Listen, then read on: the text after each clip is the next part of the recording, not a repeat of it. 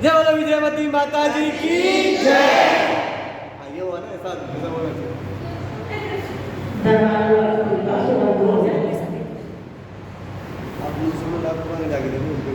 आज दक्षिण पर्व का 5वां दिन हम सभी के बीच में है। 4 दिन निकल चुके हैं और आज 5वां दिन हम सभी के बीच में है। जहाँ देखा जा रहा है कि एक एक दिन करके यह 10 लक्षण पर्व आज आधे हो जाएंगे।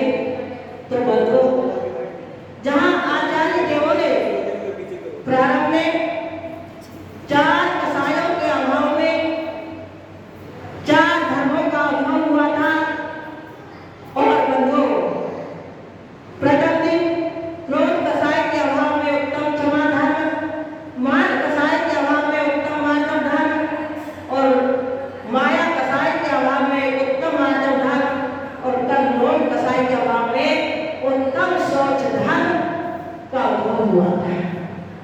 तो बंधु, एक एक धर्म अपना संदेश देकर के हमारे बीच से विदा लेते जा रहे हैं। यह 10 लक्षण पर्व कब किधर निकल जाएंगे कुछ पता नहीं चलेगा। इतने जल्दी 10 लक्षण पर्व निकलते हैं कि एक एक दिन करके पूरा समय निकल जाता है।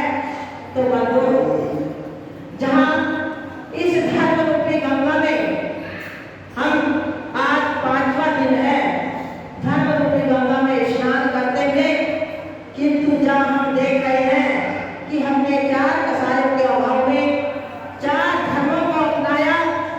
तो बंधु, जहाँ 4 धर्म हमारे बीच से विदा हो चुके हैं, तो मैं तो सोच रही हूँ कि जरूर ही आपके 4 दिनों में कुछ ना कुछ परिवर्तन आया होगा। आया है कुछ परिवर्तन? कसायों में परिवर्तन आया है कुछ? कौन आया? तो कब आएगा? 10 लक्षण पर्व में भी नहीं आएगा तो कब आएगा? इससे लगता है कि आपका संसार प्रीत है। संसार कब नहीं होगा। बंधु, ये 10 धर्म हमें संदेश देने के लिए इसीलिए आते हैं कि भाई कम से कम प्रतिदिन में तुम क्रोध कसायों को नहीं छोड़ सकते हो, तो कम से कम 10 दिन तो क्रोध कसायों पर विजय प्राप्त करो। तो बंधु, जहाँ हम थोड़ा थोड़ा अंश भी ग्रहण करेंगे तो एक दिन हम कसायों का भी समन कर सकते हैं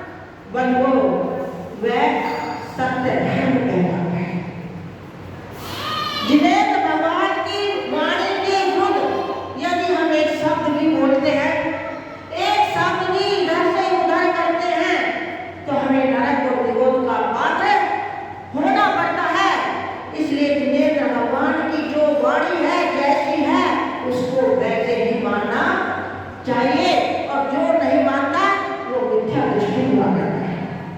तो बंधु, इसलिए वह आचार्य देव कहते हैं कि आज सत्य धर्म का दिन है, और आज ही नहीं, हमें तो कभी भी झूठ नहीं बोलना चाहिए, झूठ का सहारा नहीं लेना चाहिए। तत्वासुख ग्रंथ के अंतर्गत श्री उमा स्वामी महाराज असत्य की परिभाषा करते हुए लिखते हैं कि असत्य किसे कहते हैं? असत्य विधान मनर्थम, यानी असत्य वचनों का कहना वे झूठ कहलाते हैं। जिन शब्दों के कहने से दूसरों को परेशानी हो जाए, जो शब्द दूसरों को चुभ जाए, जिन वचनों के कहने से दूसरे के परिणामों में संक्लेशता आ जाए, ऐसे वचन कहना वह असत्य कहलाते हैं, वह झूठ कहलाते हैं। इसलिए बंधु, हमें किसी के प्रति कठोर शब्दों का प्रयोग नहीं करना चाहिए। जैसा हम देखते हैं कि हमारे प्रति यदि कोई कठोर शब्द बोल देता है तो हमें बुरे लगते हैं। तो इसी प्रकार से सोचना चाहिए कि हम किसी के प्रति यदि कटु शब्दों का प्रयोग कर रहे हैं तो उसको भी बुरे लगेंगे। इसलिए बंधु, आचार्य देव कहते हैं कि कठोर शब्दों का बोलना यह भी असत्य कहलाता है। और आज वर्तमान में देखा जाता है कि झूठ बोलने के भी अनेक कारण हुआ करते हैं। कोई तो भय के कारण से झूठ बोलता है, कोई लोभ के कारण से झूठ बोलता है, कोई मोहवश होकर के झूठ बोलता है, कोई बैर के कारण से झूठ बोलता है, कोई क्रोध के न्यूज मिलने पर झूठ बोलता है, और बंधु कोई मनोरंजन करने के लिए झूठ बोल देते हैं। हंसी हंसी में भी हम झूठ बोल देते हैं। तो इसलिए बंधु, जब हम झूठ बोलते हैं तो हमें थोड़ा सा आनंद प्रतीत होता है, हम बहुत अच्छा कर रहे हैं। तो बंधु, आचार्य देव कहते हैं कि हमें एक झूठ को छुपाने के लिए 1000 झूठ बोलने पड़ते हैं कि हमारी झूठ छुप जाए। 1000 झूठ बोलने पड़ते हैं, फिर भी झूठ छुपती नहीं है, फिर भी सामने आ जाती है। तो इसलिए बंधु, झूठ आप लोग कहते हैं कि माता जी झूठ बोले बिना तो हमारा व्यवहार ही नहीं चल सकता। यदि झूठ नहीं बोलेंगे तो व्यवहार कैसे चलेगा? बंधु, यदि झूठ बोलने का ही काम है तो सत्य की क्या आवश्यकता थी? बंधु, सत्य का नाम ही सब भूल जाते। तो इसलिए जो मानव झूठ बोलता है उसका विश्वास उठ जाता है, उसका कोई विश्वास नहीं करता। वह चाहे एक बार को सत्य भी बोले, किंतु एक बार उसने झूठ बोल दिया, हमें पता लगता है कि व्यक्ति झूठ बोल रहा है। और यदि सत्य बात भी कहे तो हम उस बात को झूठ ही मानेंगे। इसलिए बंधु, हमें झूठ का सहारा नहीं लेना चाहिए, कभी कटु शब्दों का प्रयोग नहीं करना चाहिए, क्योंकि किसी ने कहा है गोली से बोली बुरी, गोली से बोली बुरी, जो दिल में लग जाए, और गोली तो सहले मनोज, गोली सही न जाए।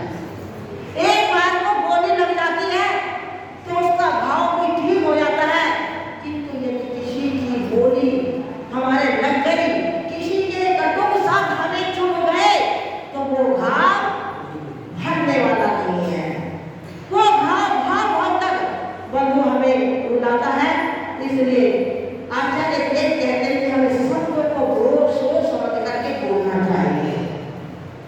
बोलने से पहले हमें उन शब्दों को तोल लेना चाहिए कि जो शब्द हम बोलने के लिए जा रहे हैं वह शब्द किसी को बुरे तो नहीं लगेंगे, किसी को चुभेंगे तो नहीं। बंधु, जहाँ हम देखते हैं, आगम में पढ़ते हैं कि द्रौपदी की छोटी सी बोली ने पूरी महाभारत रचा दी थी। क्या कहा था द्रौपदी ने? क्या कहा था द्रौपदी ने? अंधों, दुर्योधन से कहा था कि अंधों के अंधे ही होते हैं। इतनी सी बात कही थी, और इतनी सी बात कहने पर पूरी बात